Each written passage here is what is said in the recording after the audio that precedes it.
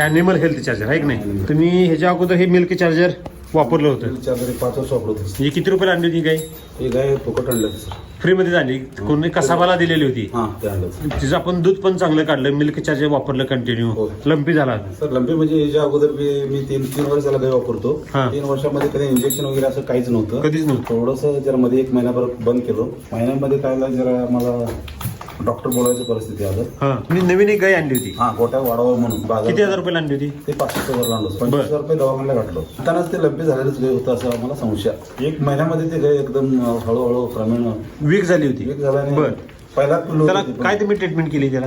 ते असं नाही केलं सगळं सर. आपलं डॉक्टर वगैरे बोलवलं. हा. डॉक्टर आलं, मिराचं डॉक्टर आलं. हा, एमडी डॉक्टरला बोलवलं. जिल्ह्यातले डॉक्टर बोलवले सगळे? जिल्ह्यातले बोलवलं. बर. एक 25,000 रुपये खर्च केलं. हे 65 आणि हे 25 किती झाले? 90,000 रुपये खर्च झाला टोटल. 1 लाख रुपये टोटल खर्च केलं. मग ती गाय आता कुठं आहे? करून टाकलं सर. पुराला आम्ही 3,000 खर्च केलं. म्हणजे ती गाय वारली एवढा खर्च करून सुद्धा. मग त्या गायला तुम्ही मिल्क चार्जर का बरं वापरलं नाही? ते जरा दुर्लक्ष केलं सर मी. मग ह्या गायची काय करणे? आता ती जर गाय वारली, मग ही गाय आपली धष्टपुष्ट होती. एकदाच पुष्ण म्हणजे एकदम 500 किलोचं पुढे 700-800 किलोचं गाय होतं. बर. मग मोठं गाय होतं. हा.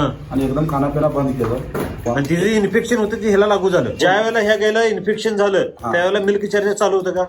त्याला मिल्क चार्जर बंद होतं. बंद केलं होतं. तुम्ही मिल्क चार्जर वापरल्यानंतर रिझल्ट तर चांगले आले, न वापरल्यावर काय होते बघूया असं तुमचा एक आविर्भाव होता. नाही सर, माझं ओव्हर डायरिंग केलं. काय होणार नाही, आमचं काही दशपुष्ट आहे.